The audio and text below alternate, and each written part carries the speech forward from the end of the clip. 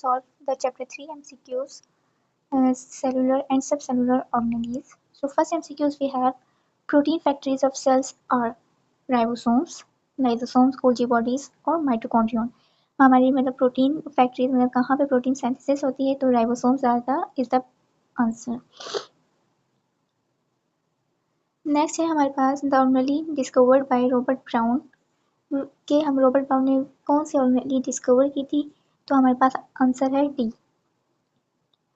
Next MCQ है माइटोकॉन्ड्रियाज और sausage shape filamentous structure surrounded by single layer membrane, double layer membrane, triple layer membrane और cellulose. के mitochondria के surrounding में हमारे पास कितनी मेम्ब्रेन्स होती है, बेसिकली वो पूछा गया है. तो हमारे पास mitochondria are double layer membrane organelle. तो आंसर इज बी. मैं साथ के साथ इसको हाईलाइट भी कर देती हूँ ताकि आप लोगों के लिए इजी हो.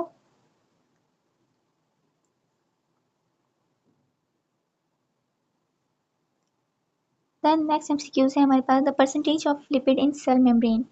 के cell membrane is compose of lipid, protein and carbohydrate. So हमारे पास जो लिपिड की कंपोजिशन है वो 20 to 40% होती है एंड 60 to 80% हमारे पास प्रोटीन होते हैं और फिर माइनर सी क्वांटिटीज़ में हमारे पास कार्बोहाइड्रेट प्रेजेंट होते हैं. So the percentage of water in cytoplasm is 90%. कि हमारे पास सेल में मोस्टली वाटर प्रेजेंट होता है और 10% हमारे पास ऑर्गेनेलीज होती हैं. सो नेक्स्ट एमसीक्यू है each centriole is made up of. अच्छा, बेसिकली आपके पास हम 10 डिफरेंट टाइप्स ऑफ क्वेश्चंस आते हैं. तो हमारे पास जो इसकी अरेंजमेंट होती है वो इस तरह होती है, ट्रिपलेट्स 9 फॉर्म्स में. ठीक है, कि 9 माइक्रोट्यूब्यूल्स होते हैं, उसमें भी 3 के होते हैं हमारे पास स्ट्रक्चर. तो टोटल मिला के हमारे पास आ जाते हैं 3 9 से 27. सो हमारा आंसर है 27 microtubules. The cell membrane of macule is called chloroplast. ये एक बेसिक और मोस्ट इंपॉर्टेंट एमसीक्यू है जो कि आपके आगे फ्यूचर में एमडीकेट में भी काम आते हैं. Which one is involve in cell division and is major component of cilia and flagella. कि आपके पास इनमें से वो कौन से ऐसे स्ट्रक्चर्स हैं जो कि सेल डिवीजन में हेल्पफुल होते हैं और मेजर कंपोनेंट है सीलिया एंड फ्लैजेला के. ठीक है, तो इसका आंसर है हमारे पास माइक्रोट्यूब्यूल्स, जो कि बेसिकली हमारे पास सेल डिवीजन में काम भी आते हैं और हमारा मेजर कंपोनेंट सीलिया और फ्लैजेला भी माइक्रोट्यूब्यूल्स से बने होते हैं.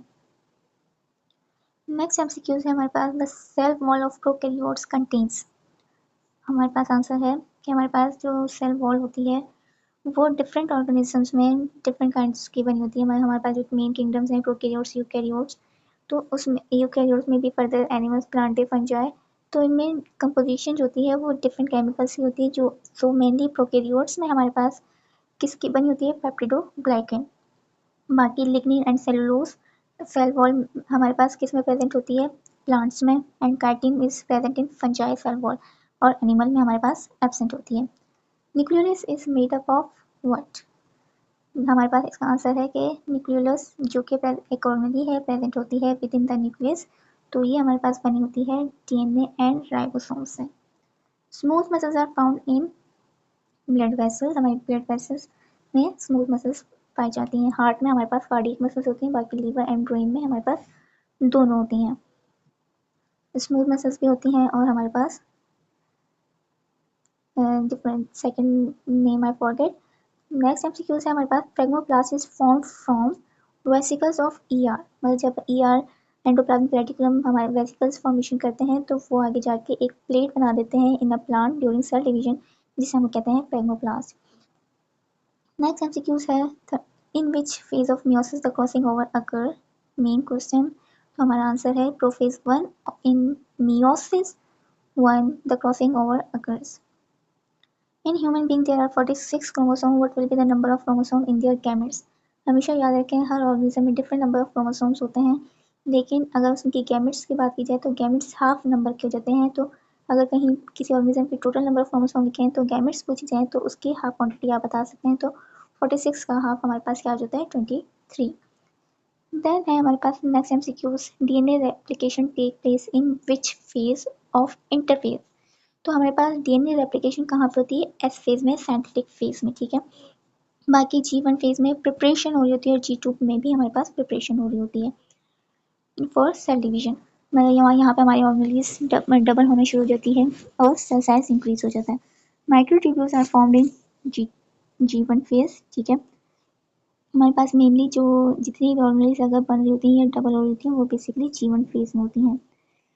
Partitioning of daughter chromosome take place in, कि हमारे पास डॉटर क्रोमोसोम्स किस फेज में सेपरेट होते हैं, एम फेज में, क्योंकि अदर जो ऑप्शन हैं वहाँ पे हमारे पास सेल को डिवाइड होने के लिए प्रिपरेशन की जा रही होती है, सेपरेट नहीं होते हैं। The most lengthy phase of meiosis is prophase 1, क्योंकि यहाँ पे क्रॉसिंग ओवर हो रही होती है, सेगमेंट्स चेंज हो रहे होते हैं, जिसकी वजह से ये अदर देन बाकी जितने भी फेजेस हैं उससे ज़्यादा टाइम टेकिंग होता है। Separation of homologous chromosome occur during anaphase 1। Prophase 1 में वो हमारे पास क्रोमोसोम्स अपनी असल शेप में आते हैं। मेटाफेज में हमेशा याद रखें, चाहे माइटोसिस हो मियोसिस हो, उस मेटाफेज में हमेशा क्रोमोसोम सिर्फ अलाइन होते हैं। सेपरेशन हमारी एनाफेज में होती है और कंप्लीट सेल जो अलग डिवाइड हो जाता है वो टेलोफेज में जाता है। दो न्यूक्लियस जो बनते हैं वो टेलोफेज में बनते हैं, फिर कंप्लीट सेल साइटोकाइनेसिस के प्रोसेस से सेपरेट हो जाते हैं। होपफुली आपको ये एमसीक्यू अच्छे से समझ आ गए होंगे। आप कमेंट में बता सकते हैं कि और कौन से चैप्टर्स के आपको एमसीक्यूज चाहिए या एक्सरसाइज चाहिए तो मैं एक्सप्लेन करूँगी। अगर आपको चैप्टर की गाइडेंस चाहिए, चैप्टर की एक्सप्लेनेशन चाहिए तो मैं वो भी अपलोड कर दूँगी। Thank you.